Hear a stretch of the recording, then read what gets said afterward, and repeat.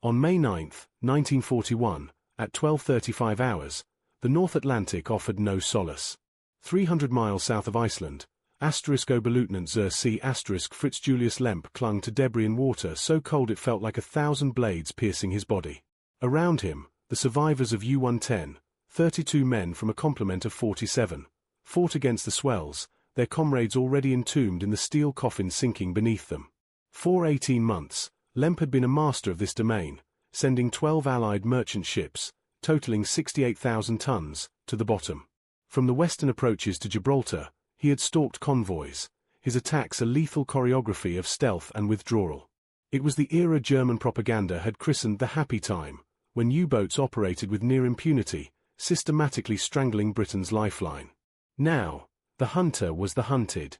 Hypothermia was already setting in as Lemp watched the destroyer HMS Bulldog circle the oil-slicked debris field. It was Bulldog's depth charges that had ruptured U-110's hull, forcing a desperate, crippled ascent to the surface where Lemp had ordered his men to abandon ship. His crew now floated, exposed and helpless, awaiting the fate prescribed by his own side's propaganda, that the Royal Navy offered no mercy. They expected machine guns to open up in revenge for the thousands of merchant sailors lost to torpedoes. To Lemp, capture meant torture and execution. A quick death in the freezing water seemed the better end. As Bulldog closed in, its main guns trained on the floating survivors, he braced for the accounting. He closed his eyes, waiting for the volley. Instead, a voice called out across the water, in perfect German, "Grab the lines. We're pulling you aboard." Lemp's eyes shot open. British sailors were not aiming rifles, but throwing rope ladders and life rings. He watched in stunned disbelief as his 19-year-old radio man, Klaus Wild, was hauled to safety, followed by his engineer and torpedo man. British hands were pulling German sailors from the sea, wrapping them in blankets. The brutal logic of total war had just been suspended by an incomprehensible act of humanity. Lemp reached for a line. Pulled from the freezing water, a German submariner named Lump collapsed onto the deck of the British destroyer HMS Bulldog Star. He was too cold to process the incongruity of the moment. Enemy sailors, who by all rights should have been killing him, were instead stripping his soaked uniform and wrapping him in dry wool blankets. Through chattering teeth, he managed to ask a British petty officer why they weren't simply shot. The reply was disarmingly simple. "Because you're in the water, mate. That's when the fighting stops." This single moment of humanity stood in stark contrast to the brutal reality of the Battle of the Atlantic. The longest continuous campaign of the Second World War, it had been raging since the conflict's first day in September 1939, when U-30 torpedoed the passenger liner SS Athenia Star. By the spring of 1941, Germany's U-boats were winning. Operating in lethal groups known as wolf packs, they had perfected tactics that were devastating Allied convoys. Surfacing in the darkness beyond the reach of primitive radar, launching coordinated attacks, then vanishing beneath the waves. The mathematics of the conflict were grim and relentless. U-boats were sinking merchant ships far faster than Britain could build them. Winston Churchill would later confess, "The only thing that ever really frightened me during the war was the U-boat peril." For the German submarine crews, this period was known as *die Glückliche the happy time. They hunted Allied shipping with near impunity, returning to French ports as national heroes, celebrated in propaganda films as modern knights engaged in a clean, honorable war. The truth was far darker. U-boat attacks were sudden, violent, and often aimed at unarmed merchantmen under the cover of night. A torpedo strike gave a crew mere seconds to escape before their ship was consumed by the frigid Atlantic.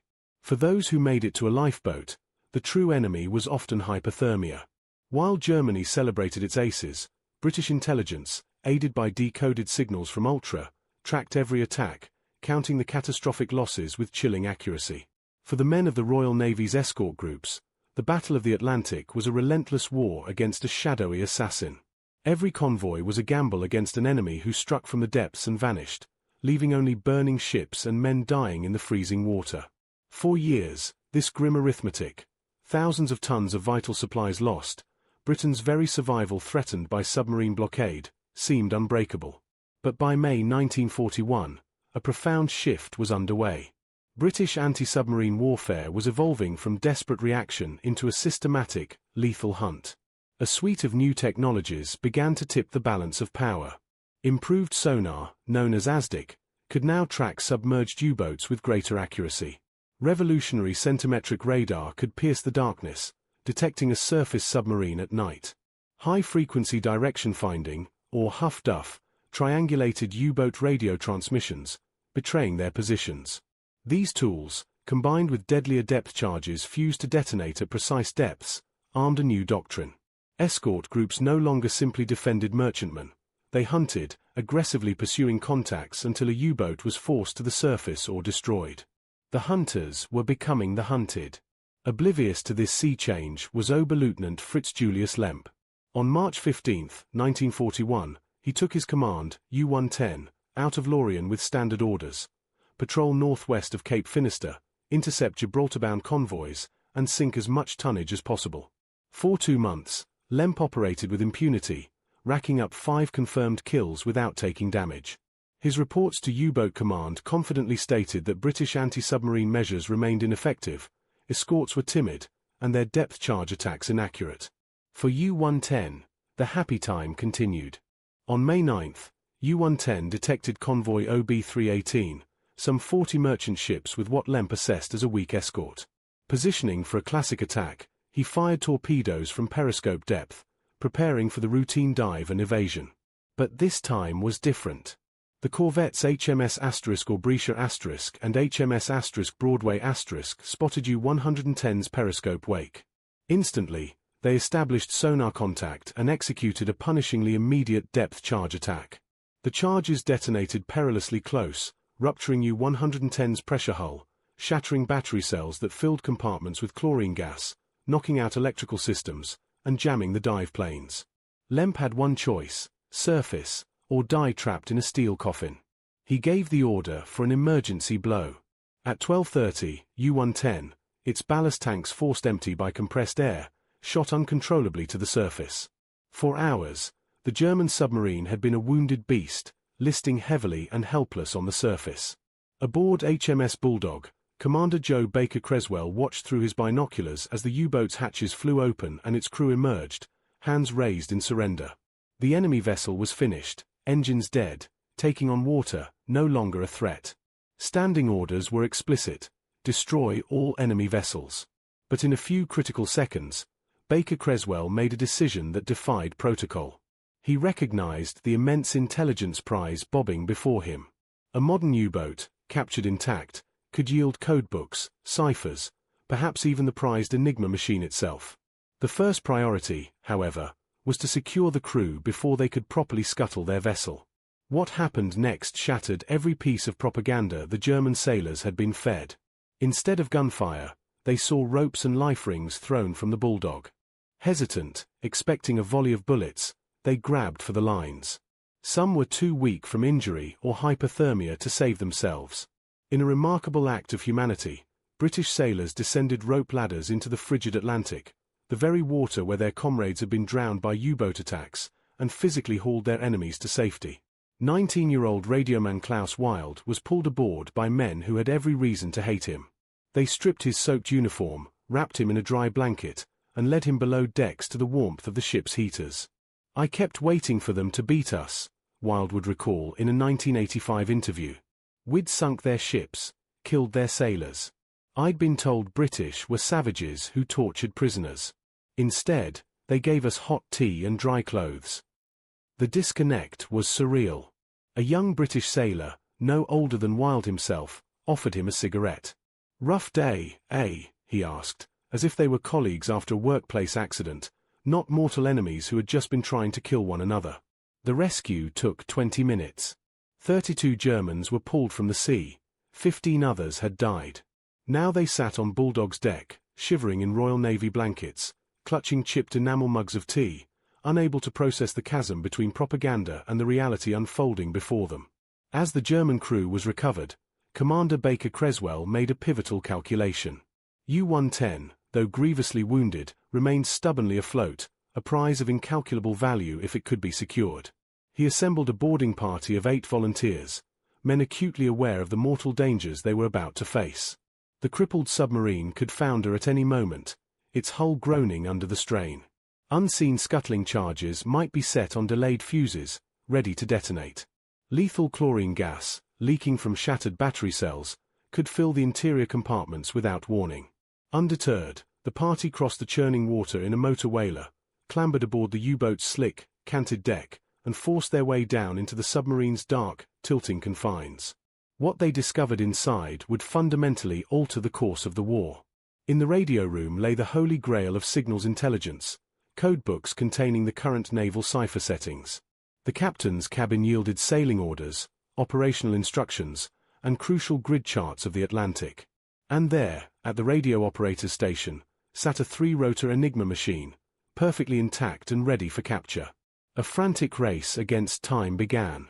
Working in the eerie gloom, the sailors passed the precious materials hand over hand up to the whaler. As they worked, the submarine settled deeper, the groans from its damaged structure growing louder as water flooded the lower compartments. After 30 desperate minutes, with the sea rising over the control room deck plates, the party evacuated with their priceless haul. Just 15 minutes later, U-110 gave a final lurch and slipped beneath the waves, its remaining secrets lost to the abyss. Baker-Creswell immediately enforced a draconian security protocol. The captured German survivors were completely isolated, told their submarine had been sunk with all hands, and sworn to secrecy about their survival. Meanwhile, the intelligence trove was rushed to the codebreakers at Bletchley Park. For months afterward, Allied intelligence could read U-boat communications almost as they were transmitted, a decisive advantage that helped turn the tide in the Battle of the Atlantic. The Germans, however, never knew. The U-boat command, BDU, simply recorded U-110 as lost at sea, initiating no investigation and changing no security procedures. The catastrophic Enigma compromise would remain one of the war's most closely guarded secrets.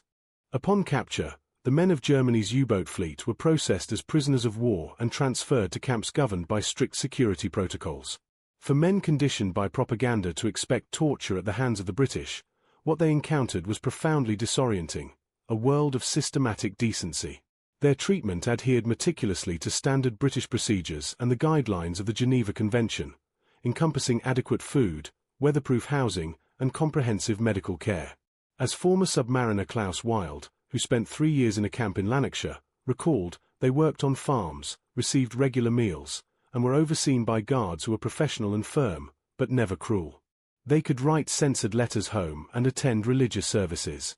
It was imprisonment, but one defined by rules, not retribution. This regulated humanity created a significant psychological impact. These were sailors who had waged a brutal campaign against merchant shipping, sinking unarmed vessels without warning and leaving survivors to the mercy of the freezing ocean. Now, they were the recipients of methodical care from the very nation they had sought to starve into submission. This stark contradiction forced a painful reconsideration of everything they had been told. If the British were not the barbarians of Nazi propaganda, what other claims were equally false? The answer lay not in momentary compassion, but in a tradition far older than any modern ideology. British conduct was shaped by centuries of maritime custom, a professional naval ethic forged over 300 years. This unwritten code dictated that sailors respect other sailors, regardless of flag. An enemy in combat becomes simply a shipwrecked mariner once in the water. The sea itself was the ultimate adversary. There was no need to compound its lethality with human cruelty. This was the core distinction that separated a professional navy from pirates and murderers, a code of honor that demanded you fight ferociously, but rescue a defeated foe. Anything less was barbarism. The ethos of the Royal Navy during the Battle of the Atlantic is perfectly encapsulated in the spare, professional language of Commander Baker-Creswell's official report. After engaging and forcing an enemy submarine to the surface, he noted the crew abandoning ship and the subsequent decision to recover survivors, a matter of standard maritime law. 23 prisoners were taken aboard, treated according to King's regulations, and transferred for processing, while intelligence materials were secured before the U-boat sank. There was no moral grandstanding, no claim of mercy, merely the matter-of-fact description of procedure. This very casualness, the treatment of rescuing a sworn enemy as routine rather than exceptional, was a profoundly British naval tradition. The rescue following the sinking of U-10 was no isolated incident. Throughout the war, British warships repeatedly pulled German submarine crews from the unforgiving Atlantic, despite the enormous risks involved. The mathematics of such rescues were terrifyingly simple. To save survivors, a ship had to stop, becoming a stationary target for any other U-boat operating nearby. Every minute spent on rescue was a minute a vessel neglected its primary duty of convoy protection, increasing the peril for British ships and their crews. Yet the rescues continued, a systematic practice confirmed by the stark statistics of the war. Of the 525 U-boats sunk by British action, and out of approximately 28,000 German submarine personnel killed, Royal Navy ships rescued some 4,200. In over 340 documented incidents, these attempts were made despite clear tactical risk. The survival rate for rescued Germans exceeded 98%, with fewer than 50 dying in British captivity, primarily from wounds sustained before capture. These were not propaganda figures, but facts that stood in absolute contrast to German policy, where U-boat commanders operated under standing orders that generally prohibited rescuing the merchant sailors they had torpedoed. For Allied sailors who survived the initial blast of a torpedo attack, the ocean itself often became the final adversary. Most drowned in swamped lifeboats or perished from exposure. Yet in these same unforgiving waters, a profoundly different story of rescue would unfold. On May 27, 1941, just 18 days after the capture of U-110, the formidable German battleship Bismarck *, pride of the Kriegsmarine, was sunk following a relentless 3-day pursuit.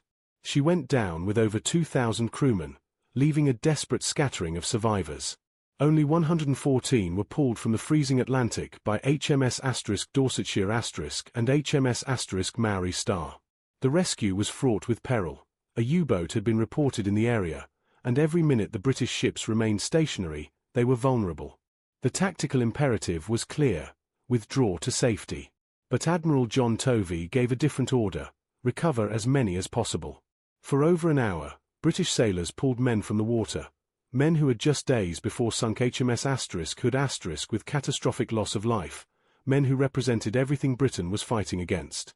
They were hauled aboard, given blankets and medical care, and treated not as the enemy, but as shipwrecked mariners. One Bismarck survivor, Bruno Zonka, later recalled, "A British sailor pulled me aboard. I was convinced they'd throw me back or shoot me.